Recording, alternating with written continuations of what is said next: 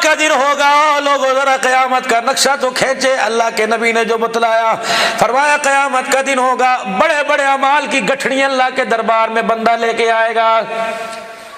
اس گٹھڑی کے اندر کیا؟ یا اللہ 70 سال کی نمازیں، اس گٹھڑی کے اندر کیا؟ یا اللہ 50 سال کا مسجد نبوی کا اعتکاف، اس گٹھڑی کے اندر کیا؟ 30 سال تیرے نبی کے شہر میں عید کی نماز پڑھتا رہا، اس گٹھڑی کے اندر کیا؟ یا اللہ 40 سال تک ہر سال حج کرتا رہا۔ اللہ فرمائیں گے کوئی شک نہیں، فرشتوں ذرا میرے سامنے کھڑا کرو، یہ جتنی گٹھڑیاں اٹھا کے لا رہا ہے ذرا اس کے اتار، سر سے اتارنے میں ذرا اس کے مددگار بنو۔ فرشتے گٹھڑیاں پکڑ کر ثواب کی انسان کے دائیں بائیں رکھیں گے۔ اللہ فرمائیں گے ڈرنا، میں تیرے سے ایک سوال کرتا ہوں، نہ مجھے ان گٹھڑیوں کی ضرورت ہے نہ مجھے ان اعمال ثواب کی ضرورت ہے۔ یہ بتا جس دن تیرا گھر سے جنازہ اٹھا تھا، تیری چرپائی کے پیچھے کتنے لوگ کھڑے رو رہے تھے؟ کہے گا اللہ 4 بچیاں، 2 بچے اور 1 بیوی۔ اللہ فرمائے گا یہ میں نے تجھے امانت دی تھی، پتہ انہیں کتنا ہنسا کے آیا، کتنا رلا کے آیا ہے۔ یقین جانو اگر بیوی روتی ہوئی آ گئی، خدا کی قسم سارے اعمال کی گٹھڑیاں اللہ منہ پر مار دے گا۔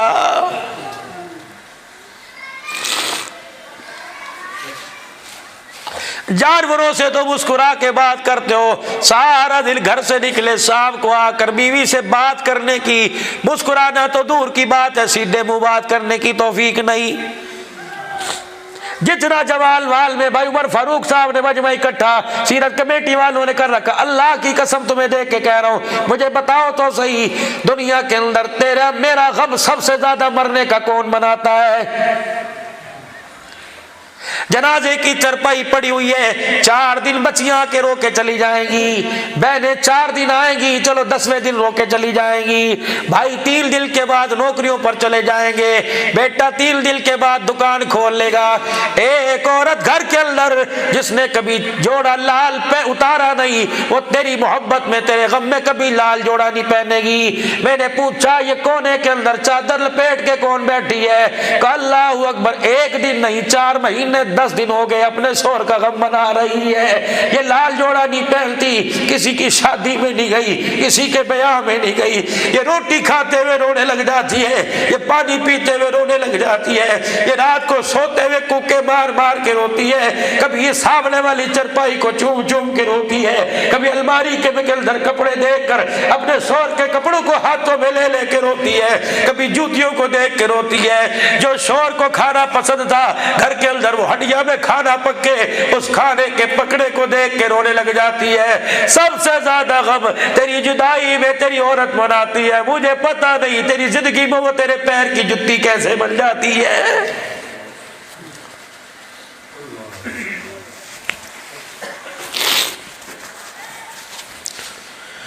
مائیں بہنیں سن رہی ہیں، خدا کی قسم ان سے عرض کروں گا اپنے شوہر کی قدر کیا کرو، ورنہ بیوہ ہو کے دیکھ لو، ایسا وقت آئے گا جب تک عزت والا چھیننے والا درندہ تمہارے کپڑوں کو ہاتھ نہیں ڈالے گا، یقین جانو تمہیں 2 روٹی کوئی نہیں دے گا۔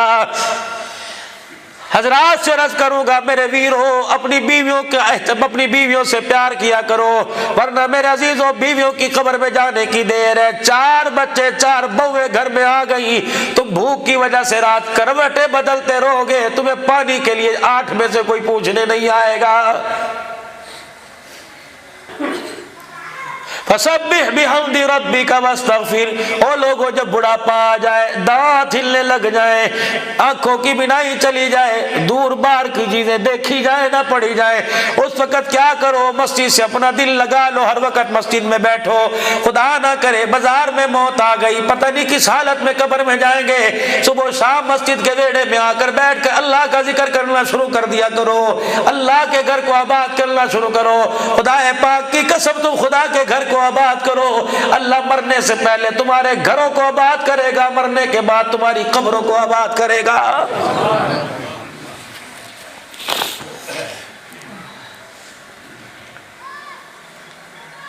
فسبح بحمد ربک واستغفر، تسبیح بیان کر اپنے رب کی اور استغفار کیجئے۔ مجھے بتاؤ معصوم الخطا خطا نبی، غلطی کا شائبہ بھی نبیوں سے نہیں ہو سکتا، پھر بھی اللہ حکم دے رہا ہے وہ پیغمبر استغفار کر۔ جب نبیوں کو استغفار کا حکم، مطلب یہ کہ جب انسان کے جانے کی تیاری ہو استغفار کرے، اس کی برکت سے اللہ اس کے ایمان اس کے اعمال میں برکت عطا فرمائے گا۔ فرض نماز پڑھی حکم ہے، فرمایا قبلے کی طرف منہ ہو، جو نمازی ہو امام ہو، ایک مرتبہ زور سے اللہ اکبر، پھر 2 مرتبہ استغفر اللہ، تیسری مرتبہ استغفر اللہ الذی لا الہ الا هو الحی القیوم واتوب الیہ پڑھے۔ حدیث پاک میں آیا نماز کے سجدوں میں، نماز کے رکوع میں، نماز کے قیام میں، اتحیات میں، اٹھنے بیٹھنے میں اگر کمی پیشی رہ گئی اور رہ جاتی ہے، اللہ استغفار کی برکت سے ساری پوری فرما دیتا ہے۔ ارشاد فرمایا مدنی کریم صلی اللہ تعالی علیہ وسلم نے، مفتی محمد جمیل صاحب نور اللہ مرقدہ رائے ونڈ کے ممبر پر بیٹھ کے فرما رہے تھے، فرماؤ لوگو، حضور نے ارشاد فرمایا فجر کی نماز کے بعد سلام پھیرنے کے بعد اپنا چہرہ قبلے کی طرف سے نہ پھیرے، 10 مرتبہ پڑھے لا الہ الا اللہ وحدہ لا شریک لہ لہ الملک ولہ الحمد وہو علی کل شیء قدیر، اور مغرب میں اضافہ کرے لہ الملک لہ الحمد لا الہ الا اللہ وحدہ لا شریک لہ لہ الملک ولہ الحمد یحیی ویمیت وہو علی کل شیء قدیر، اور اس کے بعد پڑھے اللہم اجرنی من النار 7 مرتبہ۔ فرمایا منہ پھیرنے کی دیر ہوتی ہے، اللہ اس بندے کے ساتھ جنت الفردوس کا وعدہ فرما لیتا ہے۔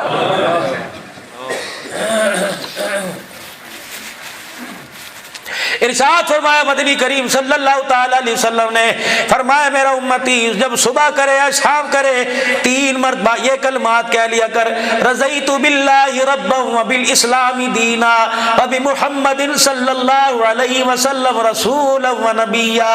فرمایا اس کی عادت پکا لے۔ حضور علیہ السلام نے فرمایا قیامت کا دن ہوگا، میدان محشر میں لوگ مجھے تلاش کریں گے، میں اس دعا پڑھنے والے کو تلاش کروں گا، جہاں مجھے مل گیا اس کا ہاتھ پکڑ کے حوض کوثر پر لاؤں گا، پھر جی بھر کے جام کوثر پلاؤں، محمد ہاتھ میں پکڑ کر جنت کی چوکٹ پار کروا کے آؤں گا۔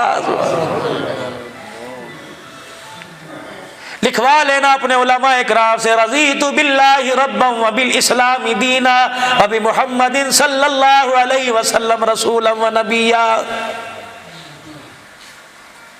یہ تو آپ نے میں نے نفرتوں کی آگ پھیلانے کی وجہ سے جنت کو اتنا مہنگا کر دیا، دیکھو 2 کلمات پر اللہ نے جنت کا سودا کر لیا ہے۔ اللہ نے اپنی مخلوق پر جنت اتنی سستی کر دی۔ ہارون رشید رحمت اللہ علیہ کا زمانہ ہے، حضرت اللہ اکبر بہلول رحمت اللہ علیہ دریا کے کنارے مٹی کے گھر بیٹھا ہوا بنا رہا ہے، آواز دے رہا ہو لوگوں اتنے میں اللہ جنت میں گھر لے لو۔ ملکہ زبیدہ اپنی کنیزوں کے ساتھ سے گزری، کہنے لگی بہلول تو مجذوب ہی رہتا ہے، کہنے لگی چل 2-4 ہزار روپے دینے سے کیا پتا جنت میں گھر مل جائے، نہیں ملے گا، بہلول کا دل تو بہل جائے گا، کتنے میں گھر دیتا ہے، کتنے میں، کل 1 گھر مجھے دے دے۔ رات کو میرے عزیزو ملکہ زبیدہ خواب میں دیکھتی ہے جنت کے اندر مال، اور اس پہ لکھا ہوا ہے کہ زبیدہ کا محل ہے۔ صبح ہارون سے کہنے لگی بہلول سے کچا مکان لیا تھا، اللہ نے جنت میں پکا مکان دیا۔ ہارون رشید بہلول کے ساتھ پاس ملکہ زبیدہ کے ساتھ آئے کہ 1 مکان مجھے دے دے، کہ کل 5,000 روپے کا تھا آج 10,000 روپے کا ہے، کہ ویلیو بڑھ گئی ہے، اس کا خریدار زیادہ آ گئے۔ فرمایا کل بغیر دیکھے سودا کیا تھا، آج دیکھ کے سودا ہو رہا ہے۔ اللہ اکبر، 10,000 کا ایک گھر لے لیا، جتنے سکے جتنے درہم جتنی اشرفیاں ملی حضرت بہلول نے ساری لی، تھیلی میں سے نکالی، اپنی جھولی میں ڈالی، مٹھیاں بھر بھر کے دریا میں پھینک دی۔ حضرت ہارون رشید نے دیکھا جیسے سکے دریا میں جا رہے تھے ویسے مچھلیاں منہ باہر نکال رہی تھی، ایک ایک سکہ نکل کر دریا کے مختلف چلی گئی۔ بہلول رحمت اللہ لے کے پاروں میں دونوں میاں بیوی آ کے بیٹھ گئے. کہا بہلول بتا تو صحیح اللہ نے تیرے پہ کیا راز کھولا؟ نہ پیسے تکیے میں سیے نہ جیب میں ڈالے, نہ ان پیسوں کا پانی پیا نہ سودا لیا. فرمایا ہم اللہ والے لوگ ہیں, ہمارا پیٹ تو اللہ کے ذکر سے بھرتا ہے, دنیا کے کھانے کی ہمیں ضرورت نہیں. کہ پھر گھر اللہ کا 10,000 میں کیوں بیچا؟ فرمایا جس طرف یہ دریا کا پانی جا رہا ہے مچھلیاں بھی اسی طرف جا رہی ہیں, تمہیں نہیں پتا اللہ کو پتا. اللہ نے مجھے بتلایا اس دریا کے پار ایک بستی ہے, کیسا لیوا کے لوگوں میں پڑی ہوئی ہے, کھانے کو ترس رہے لوگوں کے پاس آٹا لینے کا پیسہ کوئی نہیں. اللہ نے اپنی مخلوق کا پیٹ بھرنے کے لیے جنت کو سستا کر دیا.